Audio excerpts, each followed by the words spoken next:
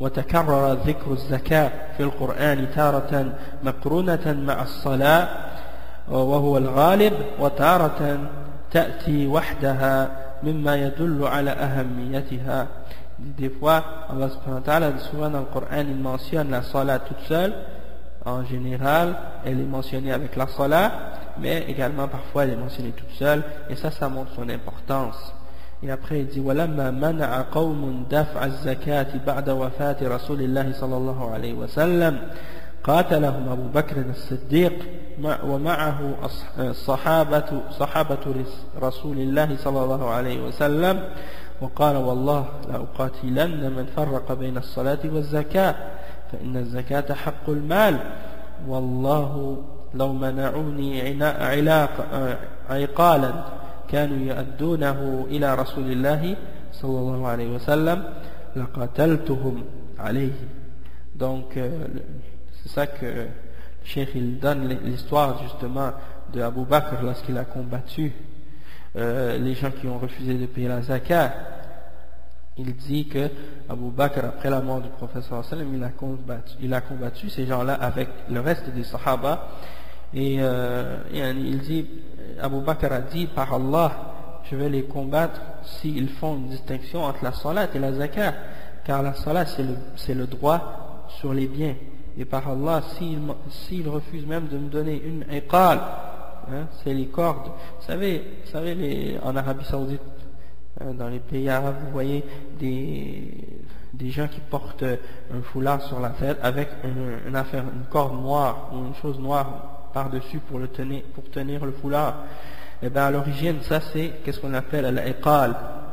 C'est là pour tenir, ça tient le foulard, mais à l'origine on utilisait l'iqal pour attacher les jambes des chameaux. On met ça dans leurs jambes pour les empêcher de s'enfuir. Donc c'est ça l'iqal. Et donc il dit si ils refusaient de me donner ça alors qu'ils le donnaient au prophète sallallahu alayhi wa sallam, je vais les combattre. Parce que ces gens-là ils ont dit ils ont continué, ces gens-là ils ont dit bon, on fait la salat mais on ne veut plus donner la zakat. Parce que la zakat on la donnait au temps du prophète sallallahu alayhi wa sallam. C'était obligatoire parce que il nous avait combattu et il a gagné sur nous, etc. Donc maintenant on ne va plus donner la zakat puisque le prophète sallallahu alayhi wa sallam est mort, donc on n'a plus besoin de payer la zakat. Et Abu Bakr a insisté pour les combattre jusqu'à ce qu'ils reviennent et qu'ils payent la zakat comme ils avaient dit comme ils devaient la payer. Ensuite il y a le quatrième pilier, et on va terminer avec ce pilier-là aujourd'hui, puis on fera le Hajj la semaine prochaine, puis la suite de l'explication des règles de l'islam pour cette partie, Inch'Allah, la semaine prochaine, là, ou bien demain.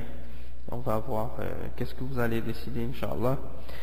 Le cheikh il dit الركن الرابع الصيام وكان فرضه في السنة الثانية للهجرة وهو مذكور في آيات كثيرة. قال تعالى يا أيها الذين آمنوا كتب عليكم الصيام كما كتب على الذين من قبلكم لعلكم تتقون إلى قوله تعالى شهر رمضان الذي أنزل فيه القرآن هدى للناس وبينات من الهدى والفرقان فمن شهد منكم الشهر فليصمه ومن كان مريضا أو على سفر فعدة من أيام أخر فأوجب الله صيام رمضان إما أداء في حق المقيم الصحيح وإما قضاء في حق المسافر أو المريض فلا بد من صيام رمضان على المسلم البالغ العاقل لأنه ركن من أركان الإسلام. Donc le cheikh il dit que vers la deuxième année après le hijra, le ramadan, le jeûne du ramadan a été révélé. Et il y a plusieurs versets dans le Coran qui mentionnent ça. Il dit ô vous qui ont cru, le jeûne vous a été prescrit comme il a été prescrit à ceux qui vous ont précédé, dans le but que vous acquérez ou dans le but d'acquérir la taqwa, jusqu'à ce qu'ils disent dans un autre verset plus loin, le mois du Ramadan, le mois dans lequel le Coran a été révélé, c'est une guidance pour les hommes et des clarifications de la guidance et Al-Furqan, la distinction, un discernement entre le faux et le vrai et entre le halal et le haram, etc. Donc, après il dit فَمَنْ شَهِدَ مِنْكُمُ الشَّهْرَ فَلْيَصُمْهُ, celui qui est là lorsque celui qui témoigne du mois de Ramadan, qu'il jeûne. Mais celui d'entre vous qui est malade ou en voyage, alors qu'il reprenne ces jours qu'il a manqués dans des jours par la suite. Et après, c'est-à-dire après le Ramadan, il reprend les jours qu'il a manqués à cause de sa maladie ou à cause de son voyage.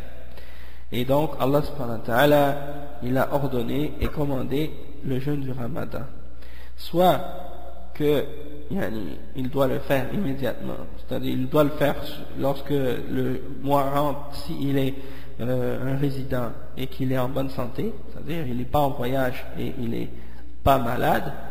Mais s'il est malade ou voyageur, eh bien dans ce cas-là, il reprend, c'est obligatoire pour lui de reprendre ces jours-là par la suite. Donc, et le jeûne du Ramadan, c'est obligatoire pour tout musulman qui a atteint l'âge de puberté et qui a sa raison. Parce que c'est le troisième pilier de l'islam. Et le cheikh il dit Man athna Allahu ala وأثنى الله على الصائمين في آيات مثل قوله تعالى في سورة الأحزاب إن المسلمين والمسلمات إلى قوله والصائمين والصائمات جعل من جملة صفات المؤمنين الصيام. Donc Allah subhanahu wa ta'ala, il a glorifié les gens qui font le jeûne dans plusieurs versets dans le Coran, et il mentionne le verset dans Surat Al-Ahzab dans lequel Allah subhanahu wa ta'ala commence à énumérer les caractéristiques des mu'minines, dans lequel il dit certes les croyants et les croyantes, et parmi la liste des mu'minines que le cheikh mentionne, il y a le jeûneur et la jeûneuse, c'est-à-dire l'homme qui jeûne et la femme qui jeûne. Et il a fait de ça des caractéristiques spécifiques des mu'minin. D'accord.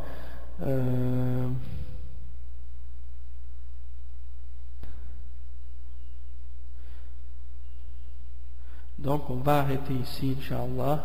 Je crois que c'est l'heure de la salade pour les frères en France.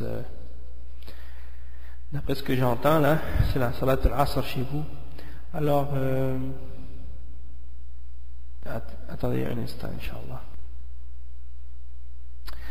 Donc, barakallahu fikum, alhamdulillah rabbil alamin. Espérons qu'on a tous profité d'aujourd'hui de notre dars et que Allah rende cette connaissance-là bénéfique pour nous et qui nous aide à rester ferme sur sa religion et sur sa voie. Donc, أقول قولي هذا وأستغفر الله لي ولكم فاستغفروه إنه هو الغفور الرحيم. À demain, Inch'Allah.